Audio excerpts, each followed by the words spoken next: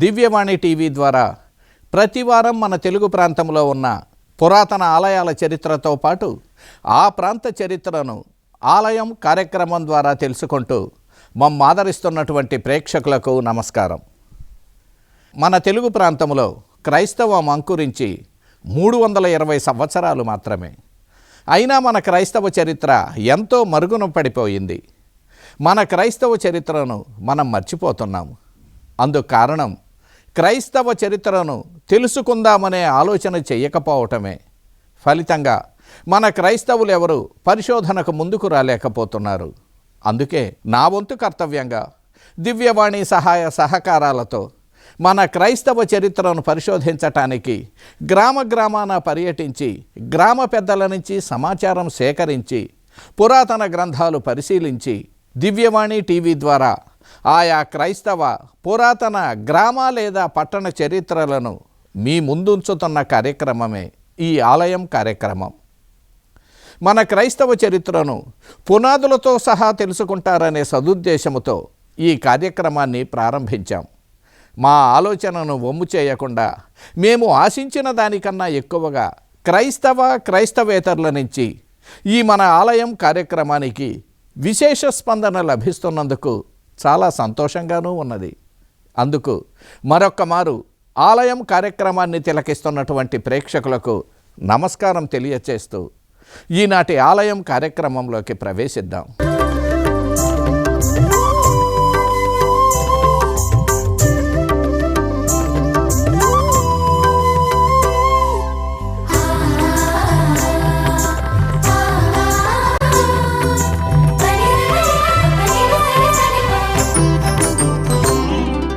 అత్యంత ప్రాచీన చారిత్రక ప్రాశస్త్యం ఉన్న పురాతన కథోలిక దేవాలయాల చరిత్రలో భాగంగా ఇప్పుడు మనం చూస్తున్న ఈ దేవాలయం వరంగల్ మెత్రాసన పరిధిలో పాలకుర్తి గురుమండలంలో అంతర్భాగమైన అత్యంత పురాతన క్రైస్తవ కేంద్రమైన రామచంద్రాపల్లి గ్రామంలో నిర్మించిన పునీత చిన్న తెరేజమ్మ గారి దేవాలయం. ఉభయ తెలుగు రాష్ట్రాల ప్రాచీన క్రైస్తవ చరిత్రను పరిశీలిస్తే క్రైస్తవం ముందుగా గ్రామాల్లో అంకురించి అనంతరం పట్టణాలకు విస్తరించింది. తెలంగాణ మొత్తం మీద సికింద్రాబాదు, కాజీపేట పట్టణాల్లో మాత్రమే ఈ గ్రామాల కన్నా ముందుగా క్రైస్తవం వేళ్ళూనుకొన్నది.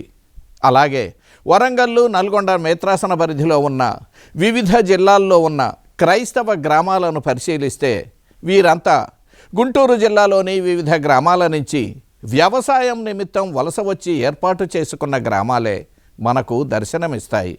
అలాంటి గ్రామమే రామచంద్రాపల్లి గ్రామం. ఈ గ్రామాన్ని పర్యటించి నా వంతు కర్తవ్యంగా పరిశోధించి నాకు తెలిసిన విషయాల ద్వారా రామచంద్రాపల్లి గ్రామంలో క్రైస్తవం ఎప్పుడు ఎలా ప్రారంభమైంది, ప్రస్తుత పరిస్థితులు ఏమిటి, మున్నగు చారిత్రక విషయాలను గురించి ఈనాటి ఆలయం కార్యక్రమం ద్వారా మీ ముందు ఉంచుతున్నాను.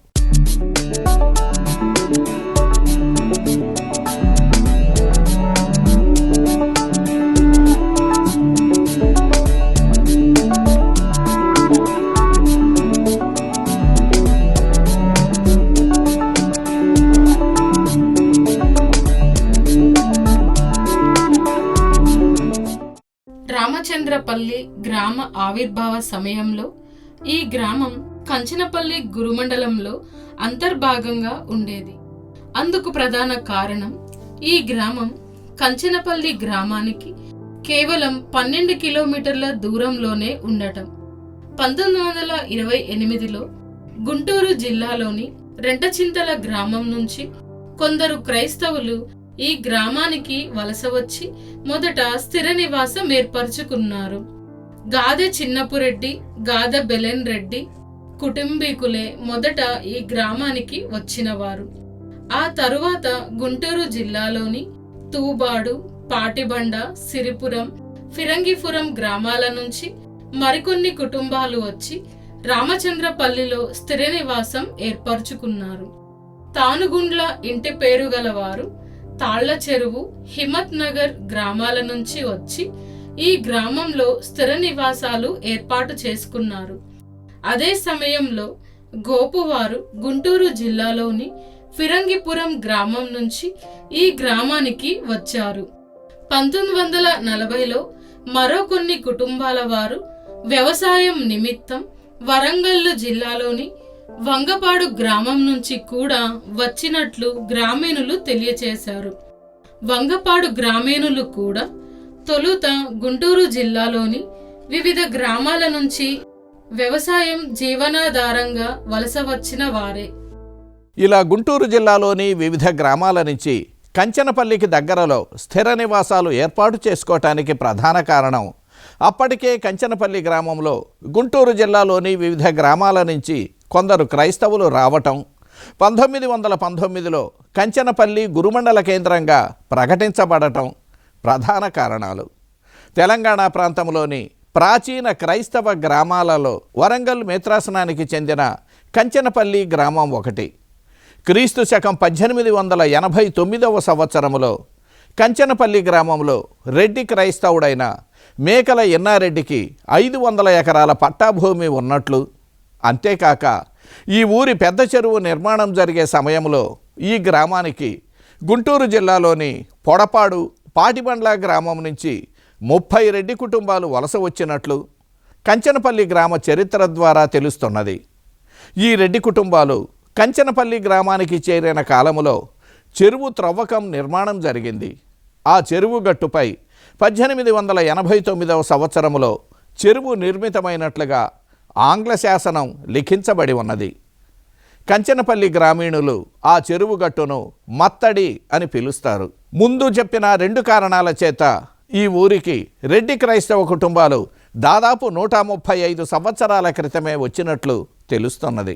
కంచనపల్లి గ్రామానికి మొదట 1889లో మేకల, పెంటారెడ్డి, ఉడుముల, కొమ్మారెడ్డి, మున్నగు రెడ్డి కుటుంబాల వారు పొడపాడు గ్రామం నుండి వచ్చారు. ఆ తరువాత కాలంలో గాదె, గోపు, గాలి, దొడ్డ, శ్యామల, ఏరువ, తిరుమలరెడ్డి, సింగారెడ్డి, తుమ్మ మున్నగు కుటుంబాల వారు పాటిబండ గ్రామం నుంచి సలిబిండ్ల ఇంటి పేరు గల రెడ్డి కుటుంబం వారు మఠంపల్లి నుండి బాసాని ఇంటి పేరు గల రెడ్డి కుటుంబం వారు సిరిపురం గ్రామం నుండి వచ్చి స్థిర నివాసం ఏర్పరచుకున్నారు. వీరితో పాటు ఎర్రం, మలిగిరెడ్డి మున్నగు కొన్ని రెడ్డి హైందవ కుటుంబాల వారు కంచనపల్లి వచ్చి కొంతకాలం ఉండి ఆ తరువాత శివారెడ్డి పల్లెకు వలస వెళ్లారు. అక్కడే వారు స్థిర నివాసం ఏర్పరచుకున్నారు. కంచనపల్లి గ్రామానికి రెడ్డి కుటుంబాల వారు వస్తూ వారితో పాటు చాకలి, హరిజన కుటుంబాలను కూడా పొడపాడు నుండి తీసుకొని వచ్చారు. వారు కూడా రెడ్డి క్రైస్తవ కుటుంబాలతో స్థిర నివాసం ఏర్పరచుకున్నారు. ఈ విధంగా అప్పటికే దాదాపు 30-40 సంవత్సరాలుగా కంచనపల్లి గ్రామంలో గుంటూరు జిల్లాలోని వివిధ గ్రామాల నుంచి క్రైస్తవులు వచ్చి స్థిర నివాసాలు ఏర్పాటు చేసుకున్నందువల్ల ఈ గ్రామానికి చుట్టుపక్కల అనేక క్రైస్తవ గ్రామాలు ఆవిర్భవించాయి. అందులో రామచంద్రపల్లి ఒకటి. కంచనపల్లి గ్రామానికి 10 కిలోమీటర్ల దూరంలో కోమాళ్ళ అనే క్రైస్తవ గ్రామం, అలాగే కంచనపల్లికి మరోవైపున కంచనపల్లికి కేవలం 10 కిలోమీటర్ల దూరంలోనే కోడూరు అనే మరో క్రైస్తవ గ్రామం, ఇలా కొన్ని గ్రామాలు కంచనపల్లి గ్రామంలో ఉన్న తమ బంధువర్గం వారిని ఆసరాగా చేసుకొని గుంటూరు జిల్లాలోని వివిధ గ్రామాల నుంచి వలస వచ్చి వరంగల్ జిల్లాలో ఈ గ్రామానికి చేరువలో వారి వారి క్రైస్తవ గ్రామాలను ఏర్పాటు చేసుకున్నారు. అలా తమ బంధువర్గం వారి అండతో ఏర్పాటు చేసుకున్న గ్రామమే రామచంద్రపల్లి అనే క్రైస్తవ గ్రామం కూడా. ఆనాడు ఈ గ్రామం కంచనపల్లి గురుమండల పరిధిలోనే ఉండేది. వరంగల్ జిల్లాలోనే నల్లరేగడి వ్యవసాయ భూములకై అన్వేషణ కొనసాగిస్తూ చివరకు రామచంద్రపల్లి పరిసర ప్రాంతంలో నల్లరేగడి భూములు లభించటంతో ఇక్కడ వ్యవసాయ భూములు కొని నాటి నుంచి నేటి వరకు అదే గ్రామంలో వ్యవసాయమే జీవనాధారంగా జీవనయానం కొనసాగిస్తున్నారు. రామచంద్రపల్లి గ్రామానికి వలస వచ్చిన క్రైస్తవులు మొదట గుడిసెలు, పెంకుటిండ్లు నిర్మించుకొని స్థిర నివాసం ఉన్నారు. ఆర్థికంగా అభివృద్ధి చెందిన పెదప భవంతుల నిర్మాణం చేసుకున్నారు. విశాలమైన వీధులతో ఈ గ్రామ నిర్మాణం జరిగింది. గ్రామం ఆవిర్భవించిన నాటి నుంచి ఈ గ్రామ వాసులంతా మిరప, పత్తి పంటలను బాగా పండించేవారు. అందుకు ప్రధాన కారణం వీరంతా గుంటూరు జిల్లా నుంచి వలస వచ్చిన వారు కావటం. గుంటూరు జిల్లాలో మిరప పంటను బాగా పండించడం అలవాటు కనుక అదే విధంగా కొంతకాలం గడిచిన పిమ్మట పత్తిని పండించడం కూడా ప్రారంభించారు. అనంతర కాలంలో మిరప పంటకు పేనుబంక, పత్తి పంటకు చీడపీడలు తగలటంతో ఈ గ్రామీణులు ఆర్థికంగా కొంతకాలం బాగా చితికిపోయారు. ఆ సమయంలో వ్యవసాయం లాభసాటిగా లేక అనేక మంది అప్పుల బాధకు తాళలేక వ్యవసాయ భూములను అమ్ముకుని వరంగల్, హైదరాబాద్ లాంటి నగరాలకు వెళ్ళిపోయారు. అక్కడ చిన్న చిన్న వ్యాపారాలు చేసుకుంటూ తమ పిల్లలను చదివించుకుంటూ అక్కడే ఉండిపోయారు. అందుచే ఈ రామచంద్రపల్లి గ్రామం మరికొంత చిన్న గ్రామంగా తయారయ్యింది. ప్రస్తుతం 12 కుటుంబాల వారు మాత్రమే ఈ రామచంద్రపల్లి గ్రామంలో క్రైస్తవులుగా జీవిస్తున్నారు. కనుక ఈ గ్రామంలో పాడుబడి శిథిలమై కూలిపోయిన అనేక ఇండ్లు మనకు దర్శనమిస్తాయి. మరికొంతకాలం పోతే ఈ గ్రామం కూడా కనుమరుగయ్యే సూచనలున్నాయని గ్రామీణ పెద్దలు తమ ఆవేదనను వ్యక్తం చేశారు. 2007 వరకు ఈ గ్రామం కంచనపల్లి గురుమండల పరిధిలోనే ఉన్నది. ప్రస్తుతం ఈ గ్రామం ఏ గురుమండల పరిధిలో ఉన్నది? రామచంద్రపల్లి గ్రామంలో నిర్మించిన పునీత చిన్న తెరేజమ్మ గారి దేవాలయాన్ని ఎప్పుడు నిర్మించారు? ఈ దేవాలయాన్ని ఎవరు ఆశీర్వదించి ప్రప్రథమ దివ్య బలి పూజ సమర్పించారు? పునీత చిన్న తెరేజమ్మ గారి దేవాలయ ప్రత్యేకతలు ఏమైనా ఉన్నవా? ఈ గ్రామోత్సవాన్ని ఎప్పుడు జరుపుకుంటారు? ఈ గ్రామ ప్రస్తుత ఆర్థిక స్థితిగతులు ఏమిటి? ఈ దేవాలయానికి ఎప్పుడైనా మరమ్మతులు చేశారా? ఇత్యాది ప్రధాన విషయాలను గురించి కొద్దిగా విరామం తరువాత తెలుసుకుందాం. చూస్తూనే ఉండండి ఆలయం కార్యక్రమం మీ దివ్యవాణి టీవీలో.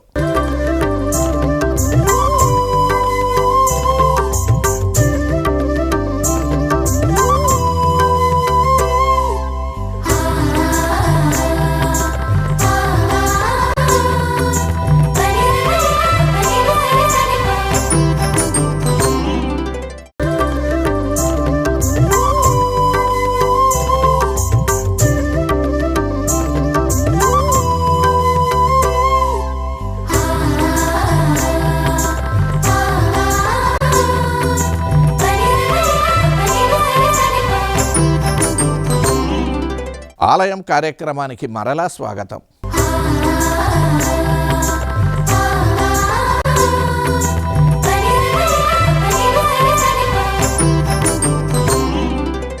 రెండు 2007లో పాలకుర్తి గ్రామాన్ని గురుమండల కేంద్రంగా ఆనాటి వరంగల్ పీఠాధిపతులైన తుమ్మా బాలగారు ప్రకటించడంతో రామచంద్రపల్లి గ్రామం కంచనపల్లి గురుమండలం నుంచి విడివడి పాలకుర్తి గురుమండలంలో అంతర్భాగమైంది.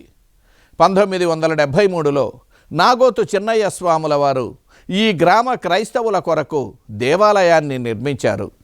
గురుశ్రీ నాగోతు చిన్నయ్య గారు ఈ దేవాలయాన్ని నిర్మించగా ఆనాటి వరంగల్లు పీఠాధిపతులైన పీమే సభకు చెందిన బెరెట్ట గారు 1973 ఏప్రిల్ 28వ తేదీన ఈ దేవాలయాన్ని ఆశీర్వదించి పునీత చిన్న తెరేజమ్మ గారికి అంకితమిచ్చారు. గ్రామీణుల సంఖ్య అత్యల్పమే కనుక ఈ గ్రామ దేవాలయం కూడా చాలా చిన్న దేవాలయం. దేవాలయ ప్రాంగణం మాత్రం అత్యంత విశాలంగా కనిపిస్తుంది. ముందుగా తెలియచేసిన విధంగా ఈ గ్రామ దేవాలయం చాలా చిన్న దేవాలయం, కానీ గ్రామం మాత్రం దాదాపు 100 సంవత్సరాల క్రైస్తవ విశ్వాసంతో నిండిన గ్రామంగా గణనకెక్కింది. దేవాలయ పైభాగంలో లూర్దు మాత స్వరూపాన్ని ఏర్పాటు చేశారు. దేవాలయ అంతర్భాగం కూడా అంతగా మంచి మంచి స్వరూపాలు ఏమీ లేకుండా సాధారణంగా కనిపిస్తుంది. అన్ని దేవాలయాల్లో వలె పీఠం వెనుక భాగంలో కల్వరిగిరి నాదునకు గుర్తుగా పవిత్ర శిలువను ఏర్పాటు చేశారు.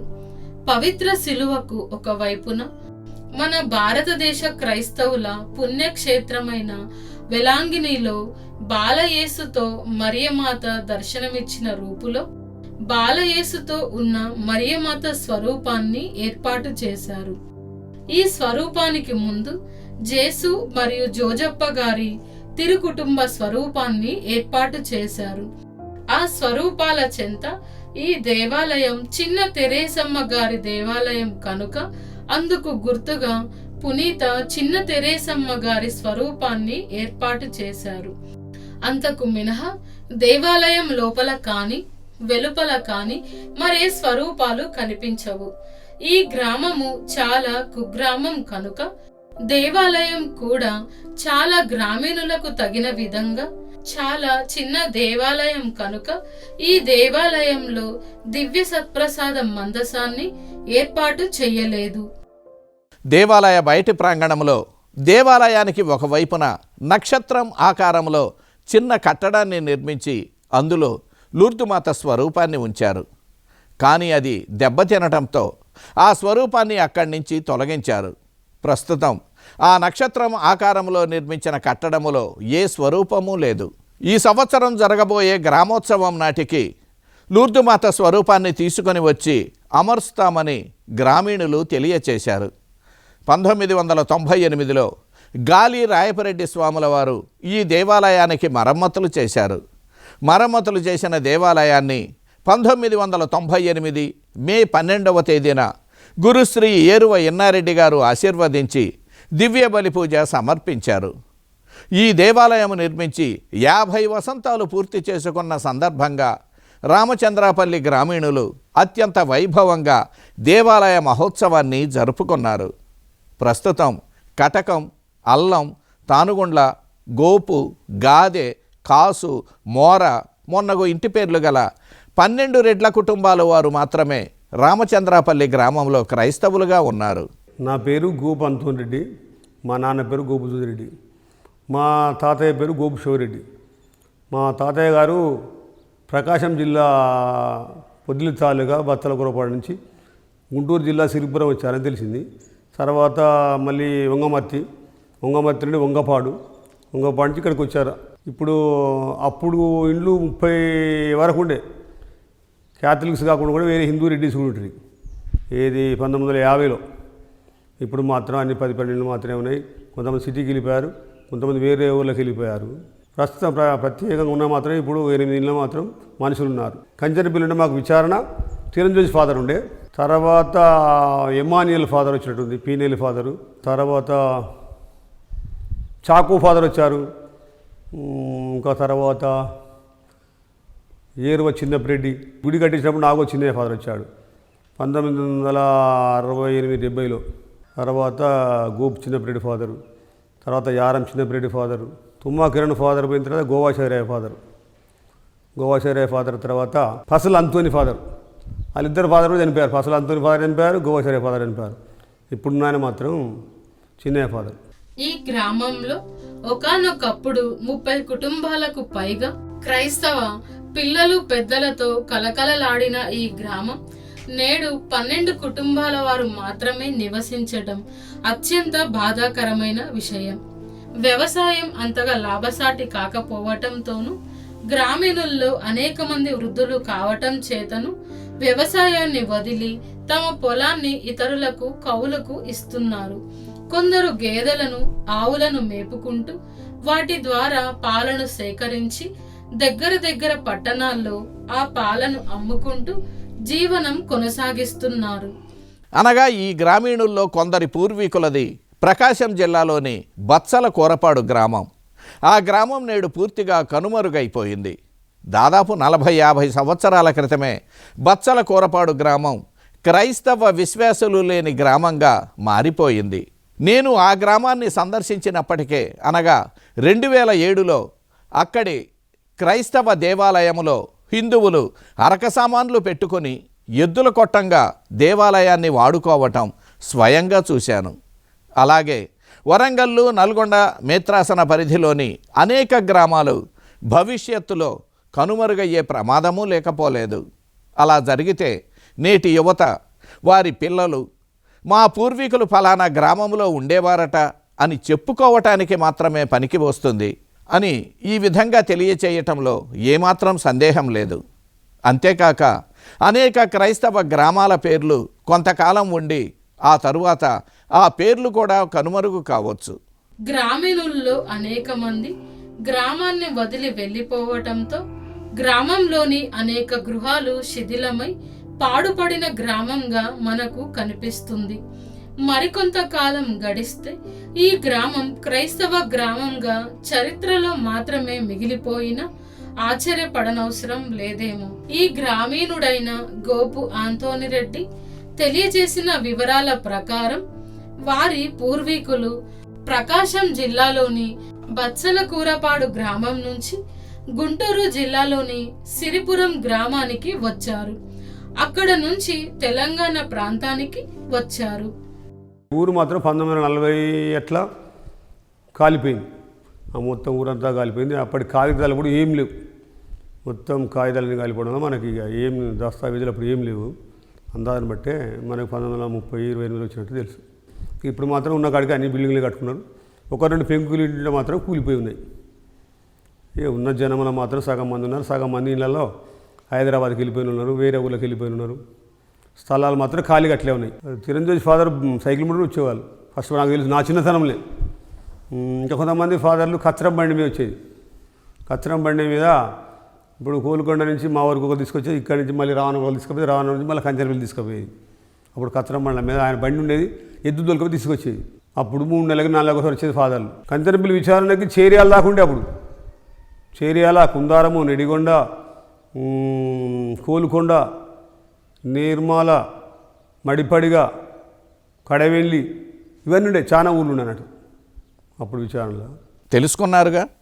వరంగల్లు మేత్రాసన పరిధిలోని వరంగల్లు జిల్లాకు చెందిన పాలకుర్తి గురుమండల పరిధిలోని రామచంద్రాపల్లి గ్రామ క్రైస్తవ చరిత్రను, ఈ గ్రామంలో నిర్మించిన పునీత చిన్న తెరేజమ్మ గారి దేవాలయ చరిత్రతో పాటు ఈ క్రైస్తవ గ్రామాభివృద్ధిని, ప్రస్తుత ఆర్థిక స్థితిగతులకు సంబంధించిన విశేషాలను తెలుసుకున్నారనే భావిస్తున్నాం. మీరు కూడా మీ గ్రామ చరిత్రలను పదిలపరచుకొని మీ భవిష్యత్ తరాల వారికి మీ గ్రామ విలువైన చరిత్రను తెలియచేయండి. అందుకు మా సహకారం ఎల్లవేళలా ఉంటుంది. మీరు మాకు సరి అయిన సహకారం అందిస్తే చాలు, మేమే మీ చెంతకు వచ్చి మీ కథోలిక చరిత్రను వెలికి తీయటానికి ప్రయత్నిస్తాం. అనంతరం ఆలయం కార్యక్రమం ద్వారా విశ్వవ్యాప్తంగా విస్తరించి ఉన్న క్రైస్తవులకు తెలియచేస్తాం. వచ్చే వారం మరో పురాతన కథోలిక గ్రామ చరిత్రను ఆలయం కార్యక్రమం ద్వారా తెలుసుకుందాం. చూస్తూనే ఉండండి మీ దివ్యవాణి టీవీ.